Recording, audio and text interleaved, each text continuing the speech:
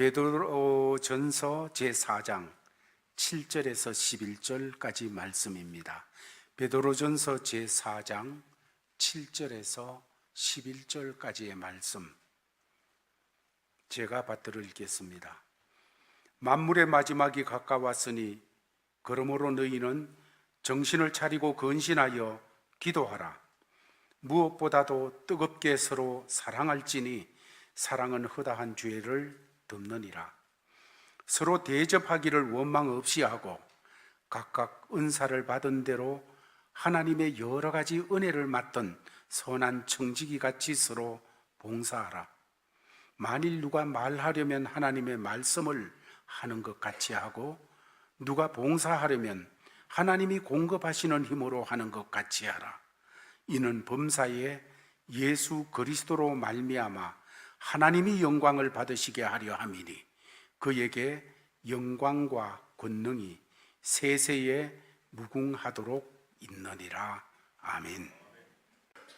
이제 제가 봉독해 드린 말씀을 통하여서 우리 서출선 목사님께서 만물의 마지막이 가까웠으니 하는 제목으로 말씀을 전할 때에 큰 은혜 받는 시간이 되어지시기를 바랍니다. 우리 늘 인사하시는 대로 할렐루야로 인사같이 하시겠습니다. 할렐루야. 감사합니다. 잠깐 기도하겠습니다. 하나님 아버지, 너무나 감사합니다. 부족한 종을 다시 한번 살리셔서 또 말씀을 함께 나눌 수 있는 귀한 시간 주셨사오니 감사합니다. 이 시간 우리 하나님 영광 받아주시고 부족한 종을 붙들어 말씀을 바로 증거할 수 있도록 인도하여 주시옵소서. 예수님의 이름으로 간절히 기도드립니다. 아멘. 우리 찬양대 찬양이 너무너무나 아름답고 정말로 우리 주님이 지신 그 십자가를 다시 한번 생각하며 주님의 십자가의 은혜에 다시 한번 깊은 감화와 감동과 감사와 사랑을 느끼게 한 것 너무너무나 감사합니다. 우리 늘 찬양함으로 하나님께 크게 영광 올려드리는 귀한 우리 찬양대 될 수 있기를 늘 기도합니다. 여러분들 이렇게 만나서 너무나 반갑습니다. 제가 어머니 아버지를 이것에 보내고 이제 어머니 아버지를 제가 만날 수 있을까 하면서 항암 치료를 받은 지가 벌써 3년이 되었습니다. 하나님께서 건강 주셔서 지난번에 와서 또 간증 설교를 할 수 있게 되었고 오늘도 이렇게 또 여러분을 만나서 귀한 말씀을 함께 나눌 수 있도록 인도해 주신 것 너무너무나 감사합니다. 여러분들 저를 보니까 제가 많이 건강한 것 같지요? 별로 아픈 사람 같지 않다고 사람들 그러는데 근데 좀 전처럼 기운이 있지 않습니다. 빨리 피곤해지는 그런 느낌을 갖는데 바로 여기 오기 전에 2주 전에 제가 일주일에 5,000km를 운전하고 우리 아들네 집에 갔다 왔습니다. 조그만 토요타 코로라를 타고선 5 식구가 일주일 동안 갔다 오니까 딱 5,000km 되더라고요. 그래도 하나님께서 힘 주셔서 또 이곳에 와서 이렇게 귀하게 만날 수 있는 것 너무나 감사하고요. 또 여러분들이 기도해 주시고 또 도와주시고 협력해 주셔서 금년도 봄에도 또 중국에 갔다 오게 된 것 너무나 감사합니다. 이번에 우리가 중국에 너무 잘 알잖아요. 지금 중국 정세와 사정이 너무 힘듭니다. 특별히 미국과 무역 전쟁을 하면서 또 시진핑이가 영구 집권을 하기 위해서 헌법을 개헌하면서 지금 매우 심각하게 신경을 곤두세우고 있는데 특별히 북미에서 오는 사람들, 북미 선교사들에 대해서 신경을 많이 써서 작년에는 한국 선교사님들을 많이 쫓았는데 과기대에서 일하시는 선교사님들을 많이 쫓았는데 이번에는 북미에서 온 선교사들을 많이 내쫓고 북미에서 오는 사람들에게 신경을 많이 쓰고 있어요. 그래서 될 수 있으면 대학교 근처에 가지 않도록 이렇게 애를 쓰고 있는 걸 봅니다. 왜? 젊은 사람을 선동해서 그 다음에 대문할까 하는 그런 아마 그런 생각이 있는 것 같아요. 그래서 한국에 들어가서 중국에 들어가려고 준비하고 있을 때에 중국에서 들어갔다 오신 선교사님들이나 쫓겨나신 분들 혹은 지금 중국에 조선족으로서 한국에 와서 목회하고 일하시는 많은 분들을 만나게 될 때에 모두 거기 가다 이번에는 안 들어가시는 게 좋을 것 같습니다. 굉장히 신경을 쓰는데 한국에서 온 선교사들보다도 미국이나 카나다, 북미에서 오신 분들에게 많은 신경을 쓴다고 하는 이야기를 하면서 많은 사람이 쫓겨났다고 하는 이야기를 합니다. 그래서 저도 고민이 좀 있었습니다. 어떡할까? 그냥 집에 갈까? 그래도 들어갈까? 그러다가 기도하는 중에 여기까지 왔고 또 이미 하나님께서 허락해 가지고선 날짜도 다 정하고 비행기표도 샀으니 들어가자. 들어가서 공항에서 만약에 쫓겨나는 일이 있다면 그것도 하나의 큰 영광이 되지 않겠느냐. 쫓겨난 한이 있더라도 들어가 보기로 하고선 들어갔습니다.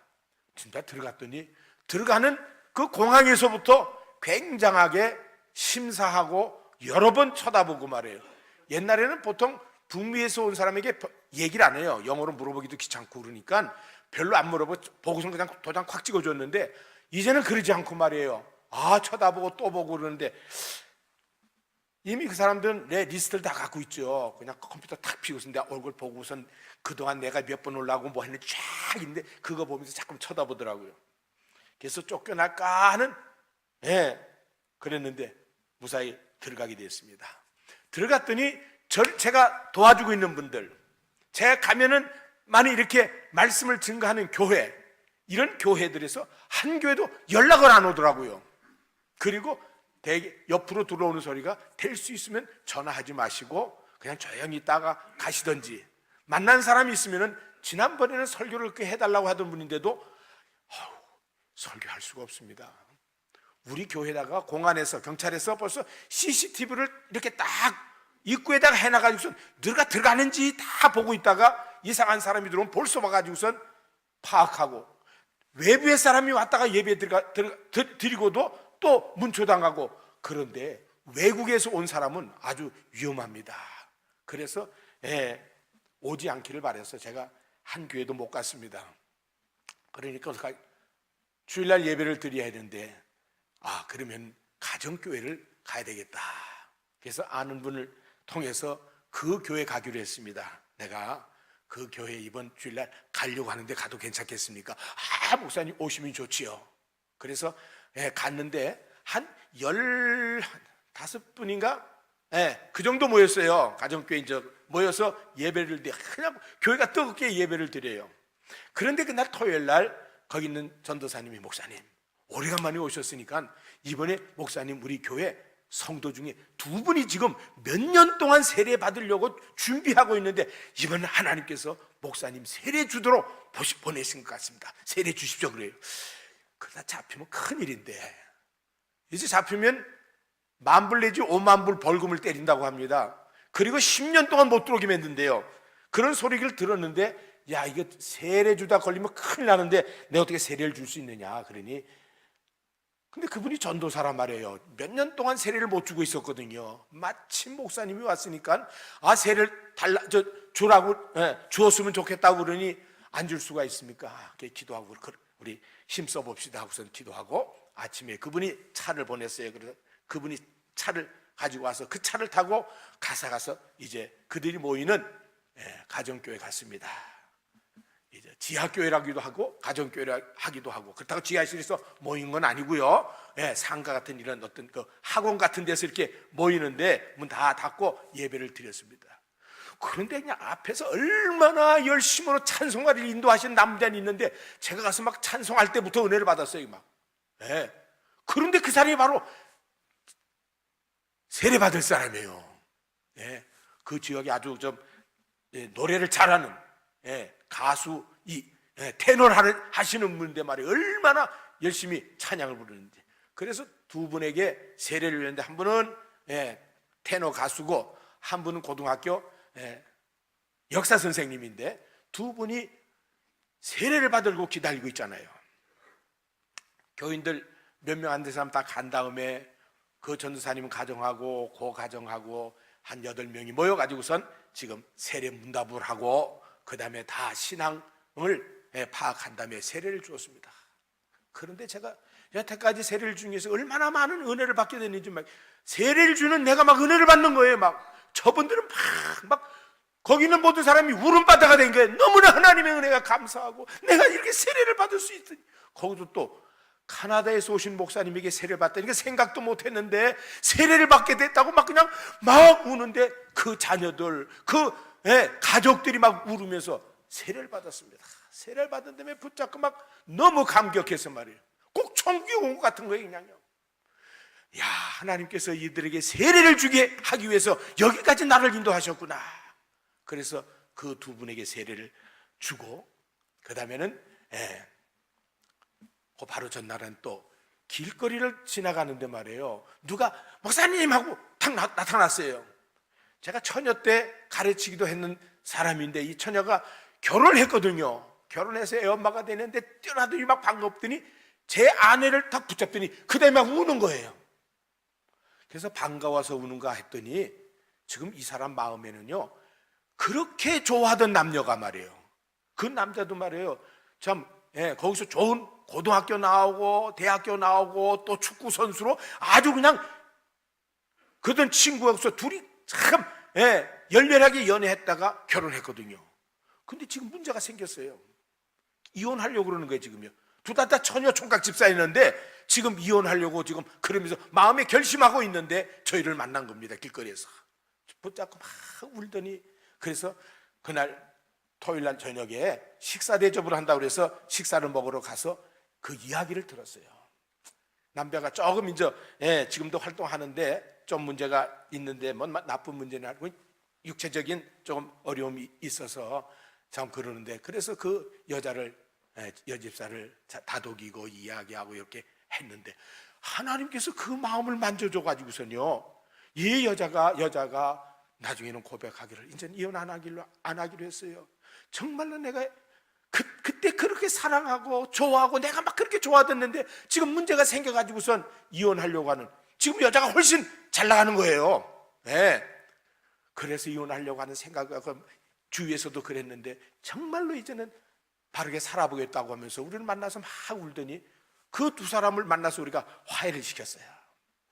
그래서 하나님께서 이 가정이 그냥 깨어지려고 하니까 하나님께서 저희를 보내가지고선 이 가정을 화해시키려고 좀 이렇게 여길 보냈는가. 그리고 그 다음 주간에는요, 그동안 만나보지 못했던, 제가 개척교회를 12개의 개척교회를 돕고 있거든요. 지금요. 그 12개 개척교회 중에서 2교회, 바로 홍콩에는 심천에 있는 교회의 지도자인데 제가 가서 가르치는 신학교에 거기서 나온 사람들입니다. 그 사람들이 와가지고선 만나서 우리가 얘기를 하는데 그 중에 여자 한 분은요, 거기 3사람이었는데 그 여자가 다른 남자 사역자보다 키도 크고 덩치도 크고 여장부 같은 사람이에요. 여자분인데, 그런데 교회를 하다가 3번이나 감옥에 갔어요.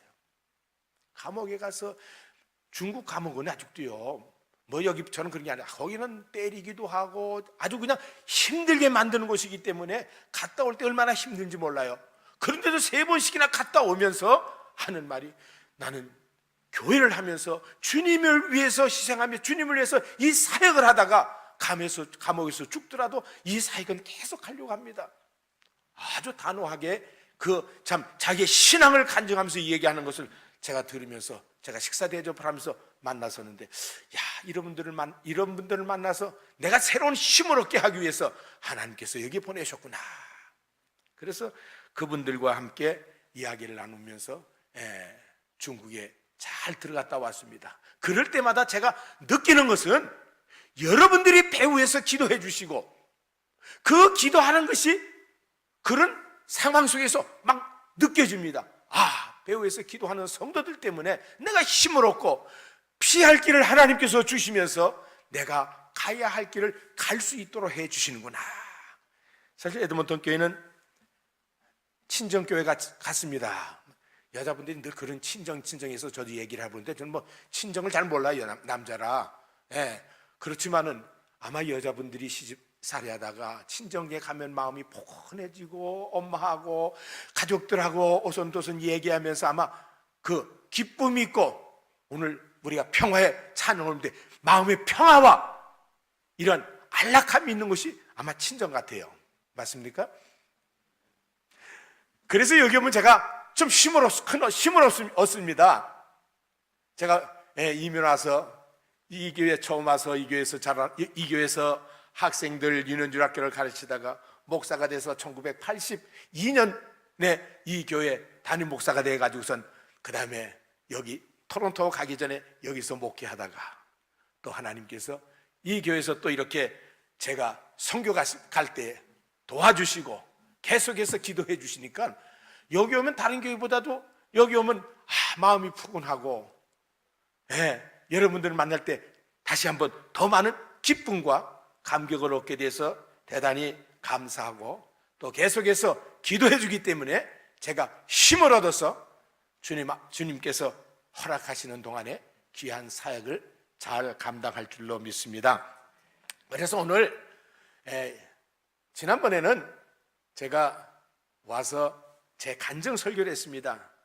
제가 암 4기가 되었을 때에 우리 주님께서 네가 낫고자 하느냐 하는 그런 마음의 느낌을 주어가지고선 그때에 제가 결심하고 결단하고 하나님께 주시는 힘을 받고 주님이 함께 하시면 제가 건강한 몸으로 주님을 위해서 더욱 헌신하겠다고 다짐했는데, 아니라 다를까 우리 하나님께서 저에게 힘 주셔서 암도 깨끗하게 낫고, 여기 오기 전에 몇 달 전에 암 의사를 만났더니 이제는 자기한테 올 필요가 없대. 이제 가정의사한테 가고 이제는 내 속에서 피 속에 암세포가 다 없으니까 괜찮다고 하면서, 제가 암세포만 없어진 게 아니라 제가 사실 이 통풍 때문에 참 고생을 했거든요. 통풍.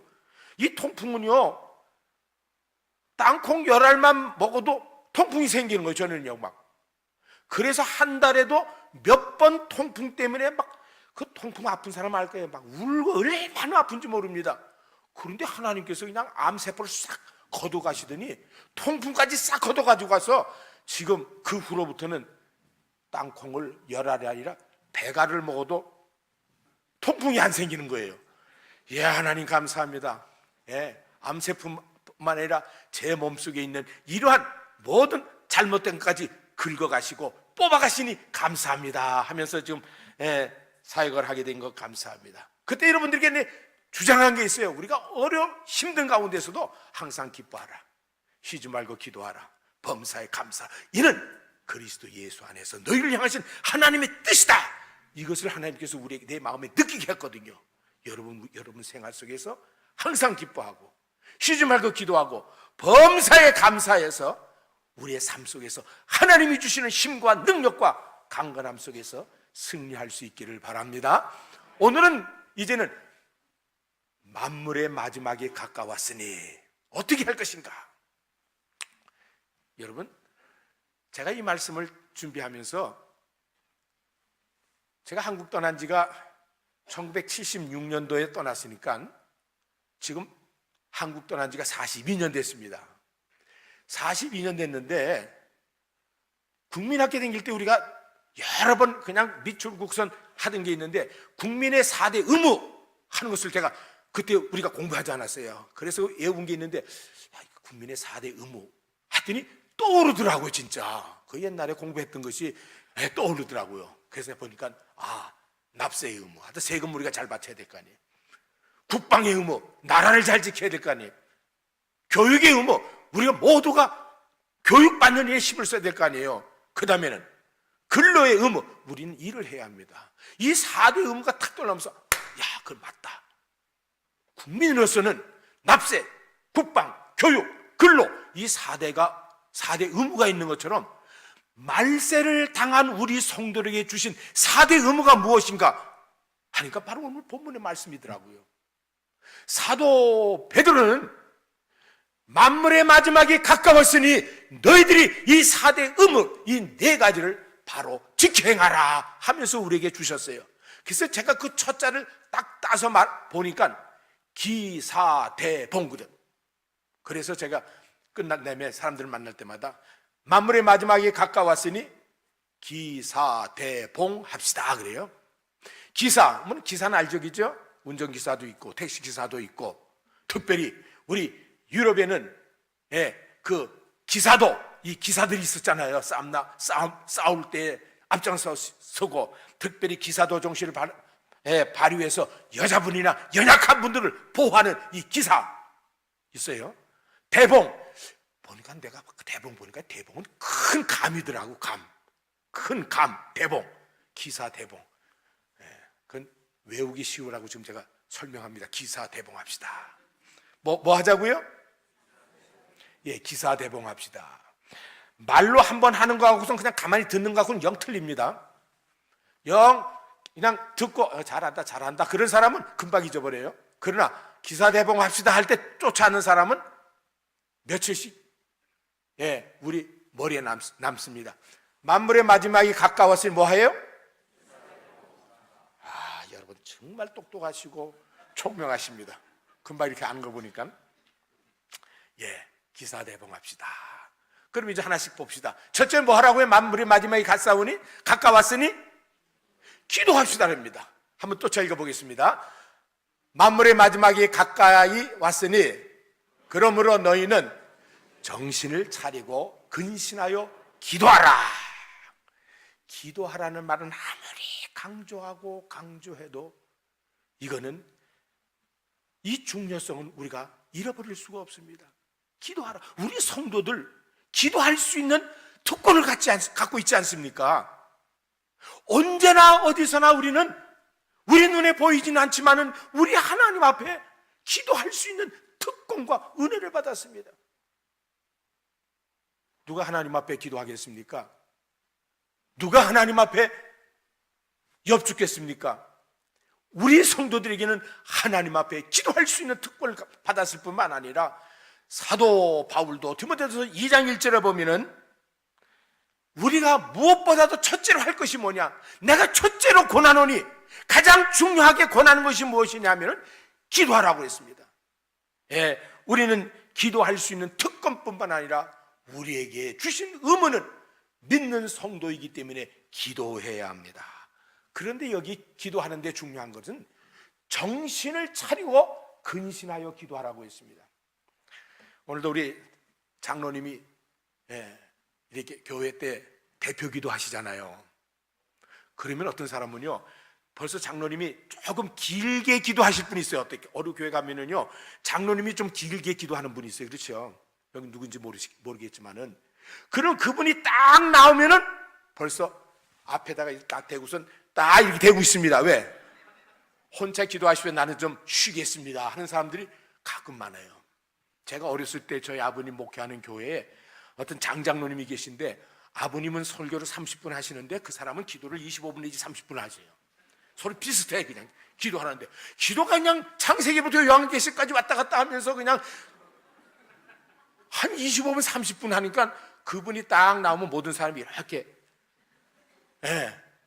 우리는 그렇게 기도해서는 안 된다는 말. 여기는 정신을 차리고 근신하여 기도하라고 그랬습니다. 우리가 기도할 때에 그 기도할 때만 할 때 그 기도가 내 기도가 되기 위해서는 그 사람의 기도를 쫓아가야 합니다. 그래서 제가 중국 교회 가서 많은 은혜 받는 걸 보면 하는 거는, 기도 시간마다 그 한 센텐스가 끝나면 아멘, 아멘. 설교 때보다도 기도 때 아멘이 얼마나 더 큰지 몰라요. 그래서 하나님 아버지 감사합니다. 모든 분이 아멘. 오늘도 우리를 이 가운데 인도해 주시니 감사합니다. 아멘.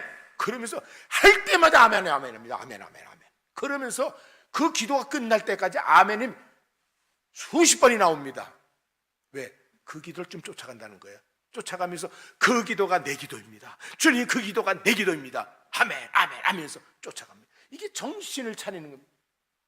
그리고 조심해서 우리가 기도해야 합니다. 사도 베드로가 이 말씀을 쓸 때 어떤 생각이 났겠어요? 그 일생에 두 번 아주 큰 일을 당했었는데, 하나는 변화산에 올라가서 기도할 때 예수님이 변화했잖아요. 그럴 때 누가 보면 졸다가 갑자기 변한 것을 보고서 말해, 주님 여기다 초막 셋을 져서 하나님 주님을 위해서, 하나님 모레스를 위해서, 하나님 엘리야를 위해서 초막 셋을 지십시다. 얼떨결에 이렇게 이야기한 것을 봅니다. 그리고 내려와서 귀신 들린 사람을 내쫓는데 모든 제자들이 뭐라고 할 때, 사실 이 기사가 나오기 전에 제자들은 둘씩 나가서 귀신을 쫓아내며 특별히 죽은 자까지도 일으켰다고 했는데 못 일으키는 거예요. 귀신을 못 쫓아내는 거예요. 왜? 기도하는 시간에 기도하지 않고 졸다가 갑자기 예수님이 변하는 것을 봤다가 얼떨결에 내려왔으니 일이 안 되는 겁니다. 나중에 예수님이 쫓아난 다음에 제자들이 뭐라 했습니까? 왜 우리는 안 됩니까? 바로 얼마 전에 우리가 전도하러 나갔을 때 되지 않았습니까? 전도하러 나갔을 때 죽은 사람들까지도 일으키지 않았습니까? 왜 오늘은 안 됩니까? 그때 예수님께서 뭐라고 말씀하셨습니까? 기도 외에는 이러한 종류가, 이런 유가 나갈 수 없느니라. 아무 때나 막 되는 게 아니다. 네가 계속해서 기도하지 아니하면은 일을 이룰 수가 없는 것이다. 어저께 기도했다고 오늘 이루어지는 것이 아니라 오늘도 기도해야 한다. 그래서 베드로는 이 말씀을 쓰면서 내가 그런 것이 있지 않느냐. 그러니 너희들 만물의 마지막에 내가 가까웠을 때 정신을 차리고 졸지 말고 기도하라고 하는 이 말씀을 기록합니다. 더 큰 어려움은 어디에 있었습니까? 예수님과 함께 겟세마네 동산에서 들어가서 예수님 기도할 때 거기서 또 졸았습니다. 3번씩이나 예수님 와서 말씀하는데 졸다가 베드로는 3번이나 예수님을 부인하는, 그가 제자로서 최고의 수치와 참 어려움을 겪은 때 자신 있게 나는 그분의 제자입니다라고 예수님과 함께 죽겠다고 했으면 얼마나 큰 영광이 되었겠습니까? 그런데 그러지 못하고 거기서 예수님을 부인하고 맹세하면서 나는 저주를 받을지언정 모른다, 이렇게까지 부인했던 자기 자신을 생각할 때, 내가 그 밤에 예수님과 함께 계속해서 기도했더라면 이러한 잘못을 범하지 않지 않았을까? 그런데 이게 뭐냐? 그래서 그날 이 편지를 쓸 때 나처럼 그러지 말고 너희들은 정신을 차리고 근신하여 기도하라. 무엇보다도 마지막 때에 우리 성도들이 해야 할 중요한 것은 기도라고 하는 것을 우리에게 강조하고 있는 것입니다. 두 번째로는 뭐예요? 사예요. 사. 네, 한번 읽어보겠습니다. 시작.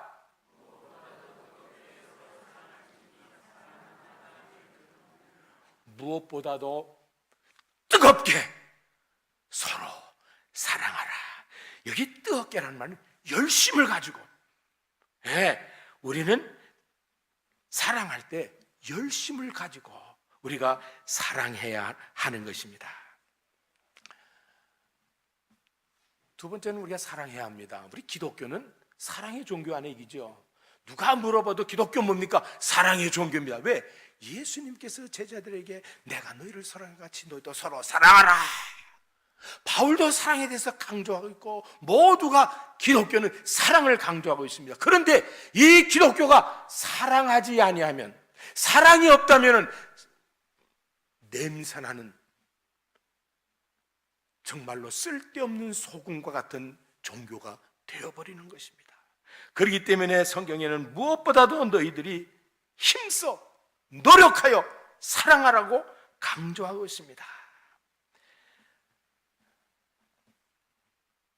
사도 바울도 고린도서 13장에 볼 것 같으면 사랑에 대해서 강조합니다. 사랑은, 거기에 강조하는 게 뭡니까? 사랑은 제일 첫째가 사랑은 오래 참고 그랬습니다. 사랑은 오래 참고, 그 다음에 마지막은 사랑은 견디느니라. 이게 사랑을 오래 참고 견디는 것으로 딱 묶어서 그 안에 사랑은 오래 참고 온유하며 투기하지 않으면 말씀을 기록하면서 마지막에도 견디느니라, 참는 것으로 말씀했습니다. 사랑은 참는 겁니다. 가끔 교회에서 보면요, 참지 못해가지고선 문제가 생기는 경우들이 많아요. 말도 반박자만 늦게 나왔으면 되는데 반박자 먼저 나와가지고는 그만 다른 사람의 마음을 상하게 하는 그런 경우들이 많은데, 꼭 뭐냐면 내가 그 사람을 사랑해서 뭐 깨닫게 해주거나 그 사람을 사랑, 이런 말로 뒤집어 씌우지만은 사실은 사랑하지 않기 때문에 그 사람의 화를 내고 분을 자꾸만 내는 겁니다. 오늘 본문에도 볼 것 같으면 사랑은 뭐냐면은 허다한 죄를 덮는다고 그랬어요. 죄를 덮어주는 거예요. 나가서 말이에요, 사랑하는 아내의 잘못을 떠두고 댕겨보세요. 죄는 덮지 않고 떠들어봐요. 그거 사랑입니까? 많은 사람들에게 욕을 먹이고 말이에요. 많은 사람들이 손깍질 하도록 그런 사람이 있더라고요. 괜히 나가서 쓸데없이 자기 아내의 말을 자꾸만 하고 자기 남편의 말을 하고 말이에요. 쓸데없이 말이에요. 다른 사람에게 잘 보이려고 하는지 몰라도 이것은 사랑이 아닙니다. 사랑은 허다한 죄를 덮는다.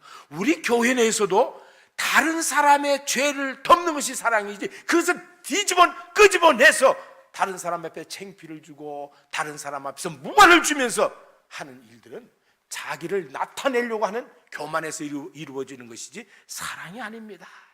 그래서 우리 교회에서는 무엇보다도 열심을 내서 노력하면서 이 사랑을 실천하라고 말씀하고 있습니다. 세 번째는 기사, 그 다음에 뭐예요? 대접하라고 했습니다. 서로 대접하기를 원망 없이 하라. 사실 교회는 많은 사람을 대접합니다. 그래서 오늘 또 주변에 보니까 어떤 분이 친교 음식을 내는 사람이 있더라고요. 돈을 내서 친교 음식을 가져와서 많은 사람이 대접을 합니다. 그럼 기쁜 마음으로 서로 그 친교 음식을 통해서 예배 끝난 다음에 교제를 나눕니다.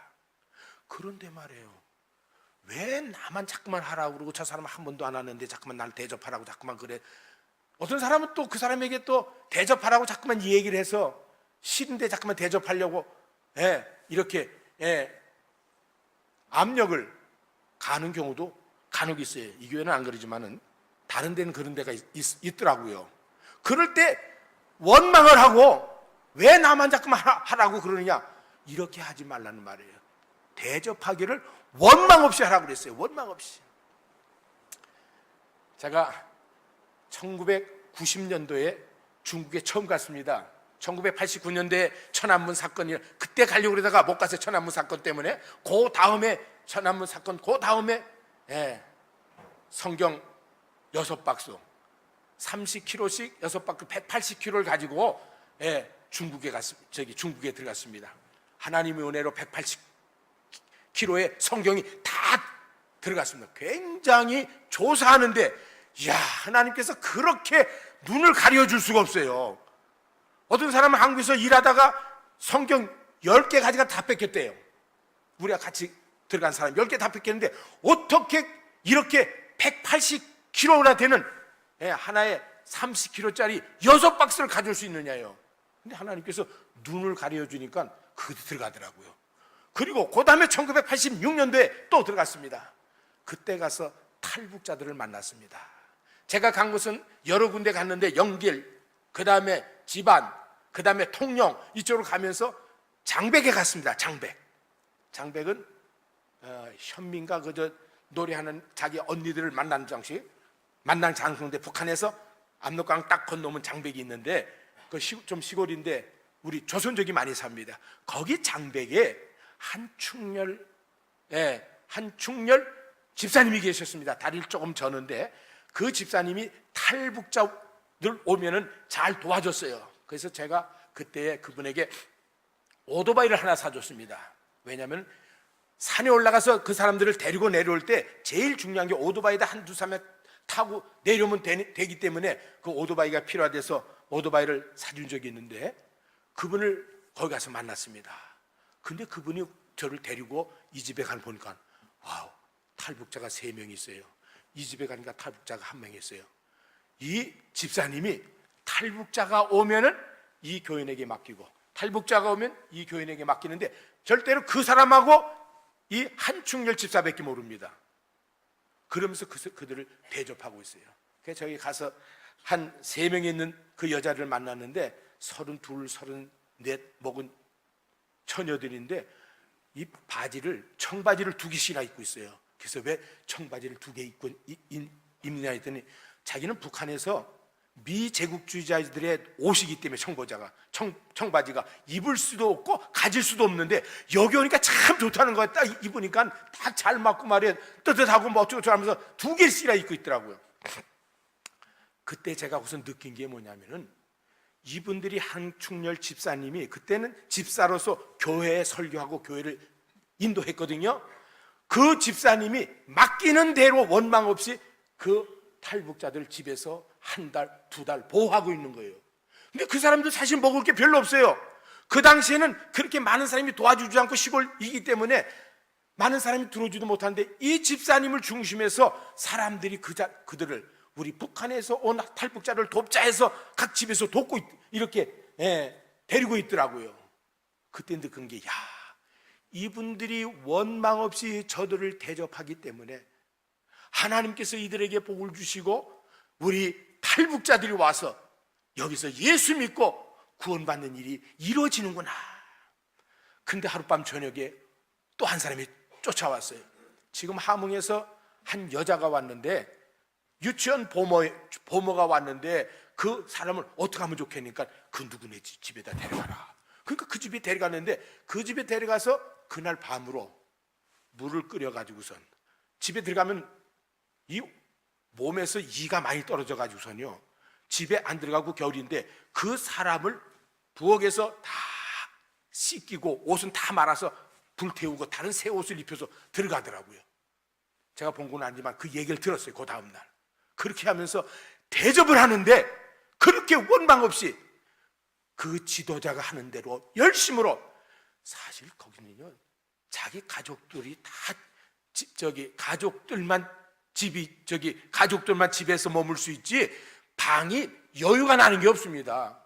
그런데도 불구하고 자기들이 쫓겨 자면서도 방을 비워가지고선 그 사람들을 재우면서 먹이면서 할 때, 이것이 바로 원망 없이 그리스도의 복음과 사랑을 가지고 남을 대접하는 그런 모습이구나 하는 것을 느꼈습니다. 그만 2년 전에 우리 한충렬 목사님 목사가 되어서 일하다가 북한의 보위부가 와가지고선 그를 유인해가지고선 산에 올라가서 비참하게 칼로 찔러서 그 사람이 죽었어요. 한국 신문에 크게 났죠. 제가 그날, 왜냐하면 바로 제가 생일날이거든요. 제 생일날 항암 치료 받고 있는데 신문을 봤어요. 그 신문을 봤어요. 얼마나 제가 마음을 울고 얼마나 안타까웠는지.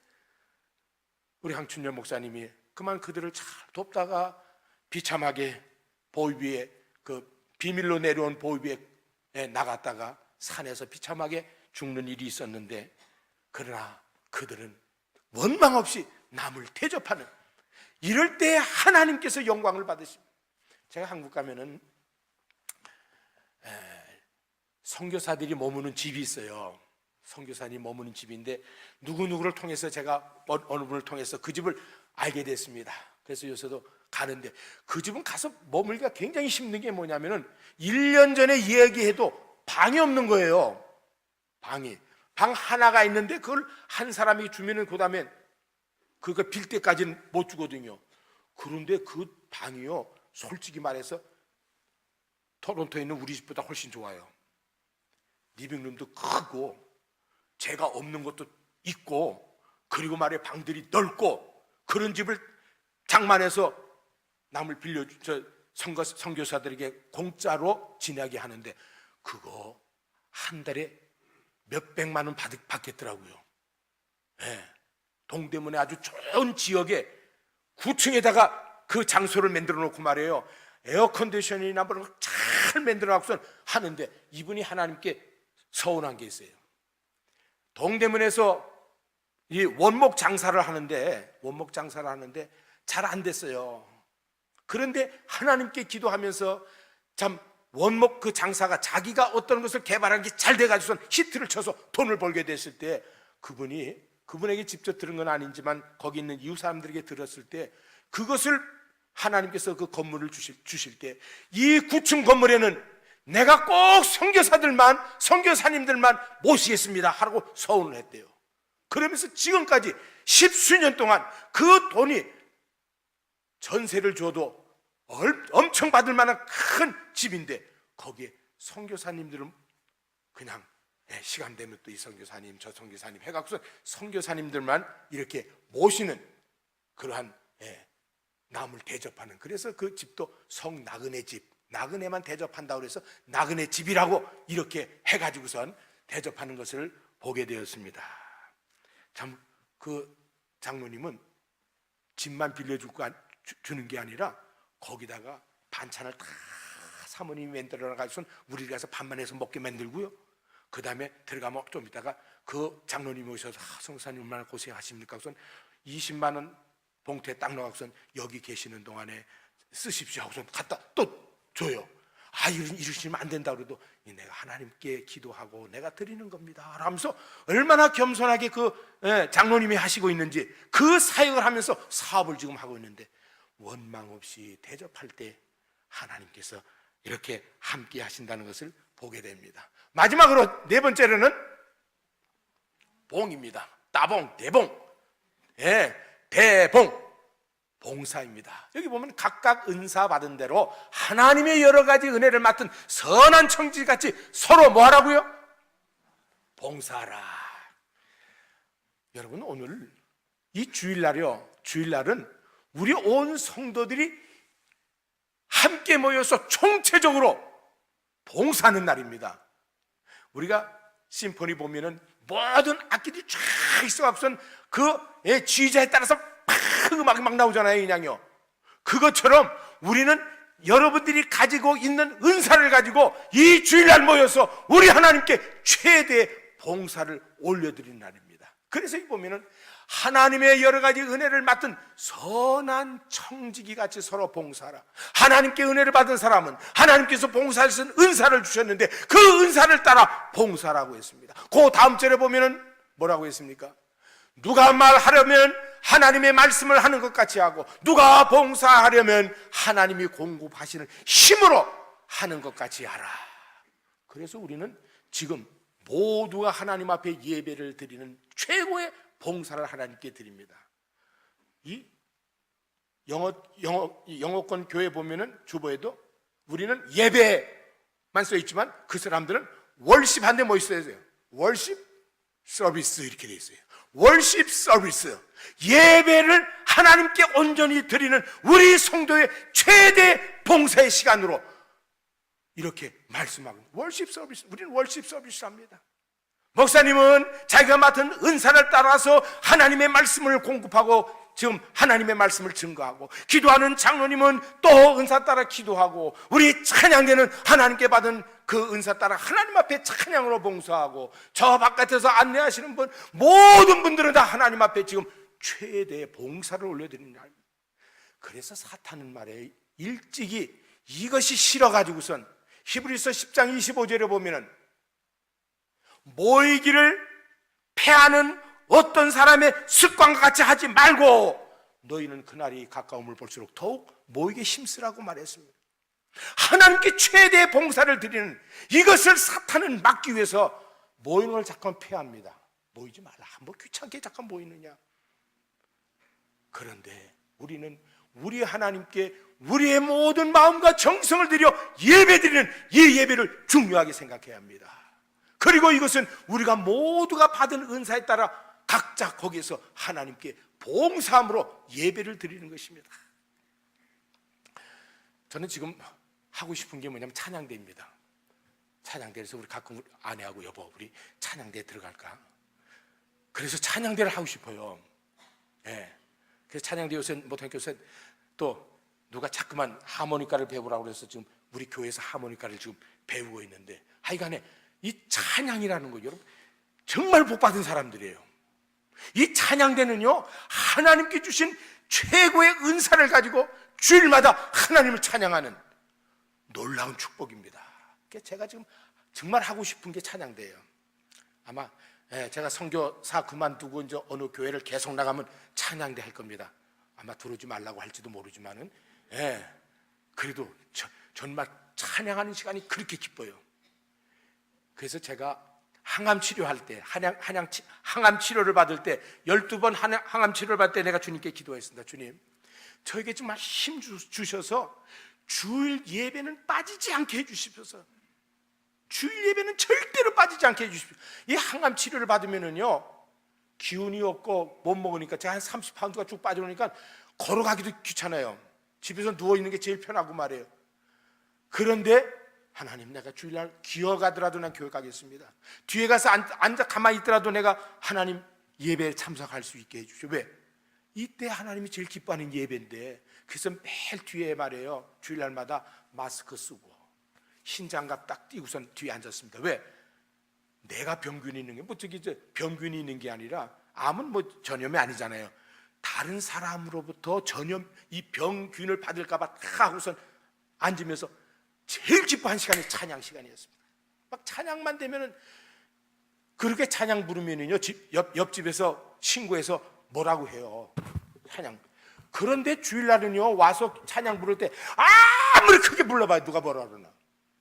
성경에 보면은 찬양 부를 때마다 큰 소리로 소리를 지르며, 이런 말이 있지, 조용히 옆 사람이 들리지 않도록, 이런 말이 없습니다. 찬양은 우리의 힘과 마음을 다하여 하나님께 들려지는 찬양이기 때문에, 조금 박자가 안 맞아도, 음정이 좀 틀려도 우리의 힘 다해서 찬양을 불러야 합니다.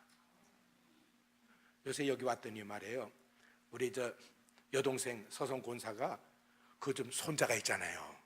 이 손자가 말이에요, 좀 조금의 좀 돌이 안 됐는데도 말이에요, 걸어다니면서 뭐라고 말하는데, 그걸 보면서 얼마나 좋아하는지 몰라요, 그냥요. 예. 이제 조금 있다가 이제 그 애가 노래만 부르면 이제 정신이 획 갈 거예요. 너무 좋아서. 그런데 주일날 여러분들이 예배를 드리러 오르는 것만 봐도 하나님 막 너무너무 기뻐하시는 거예요. 막 기대하시는 거예요. 그런데 여러분들이 입을 벌려 하나님을 찬양할 때 우리 하나님 얼마나 기뻐하실까요? 그 기쁨을 하나님이 주체하지 못하시는 겁니다. 너무너무 기뻐하시는 거예요. 왜 우리를 하나님께서 창조하셨습니까? 하나님이 찬양받으시기 위해 창조하셨고, 우리를 왜 하나님께서 구원하셨습니까? 우리를 통해서 찬양받기를 원하셔서 우리를 구원하셨다고 에베소서 1장에 말씀하지 않습니까? 우리를 창조하신 것도 찬양을 받기 위하심이며, 우리를 구원하신 것도 찬양을 받기 위하심이시란다면, 주일날 우리는 하나님을 찬양하는데 우리의 마음과 정성을 다 바쳐야 합니다. 그래서 저는 주일날 이 찬양 부르기 위해서 교회 갑니다. 찬양 부르기 위해서.